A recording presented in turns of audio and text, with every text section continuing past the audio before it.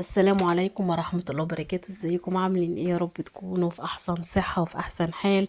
كل سنة وانتم طيبين. النهاردة هنعمل وصفة حلوة وسريعة وسهلة وكمان لذيذة.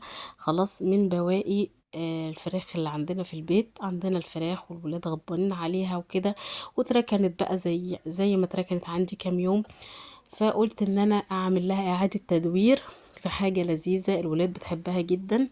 جبت هنا الورك والصدر وابتديت اشيل منهم العظم، اخليهم خالص من العظم، وهنعملهم بخلطة كده لذيذة بحيث ان طعمهم ما يبانش خالص في صينية المكرونة. عملتهم بالشكل ده، قطعتهم كده وقطعت عليهم فلفل، ولو عندك زيتون بقى قطعي، وعندك بقى اي اضافة ممكن انك تضيفيها.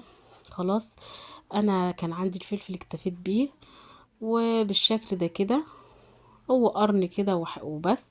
وجبت الطاسه بتاعتي وحطيت فيها معلقه من السمنه، وهشوحها كده واحط لها بقى حبه جنزبيل وفلفل اسود وملح.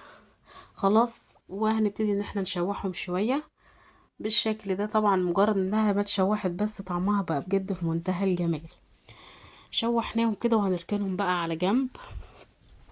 خلاص، انا هنا كنت بجيب الجنزبيل وحطيته كده، مش عايزه تحطيه براحتك خالص. وجبت هنا الحليب. انا بقى قلت اعمل اللبن على البارد المره دي البشاميل.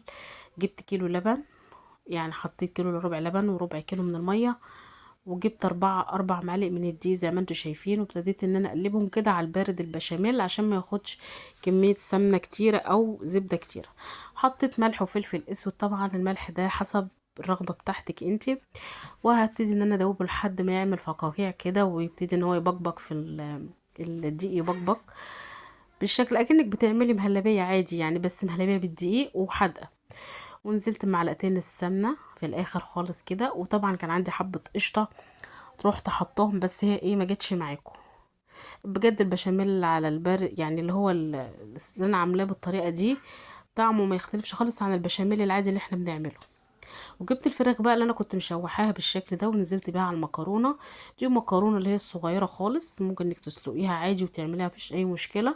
طبعا سلقتها في ميه وملح وخلاص، وصفيتها ونزلت بالفراخ عليها. وبعد كده جبت بايركس ودهنته سمنه، ونزلت كده بالمكرونه مع الفراخ وحبة بشاميل، ونزلت بيهم في الصينية البايركس.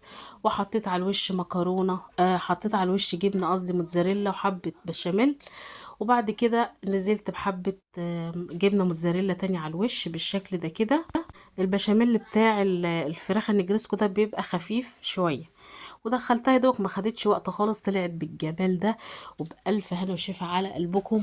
يا رب الفيديو يكون عجبكم، ما تنسوش تشتركوا في القناة وتعملوا لي لايك وتسيبوا لي تعليقاتكم الجميلة. السلام عليكم ورحمة الله وبركاته.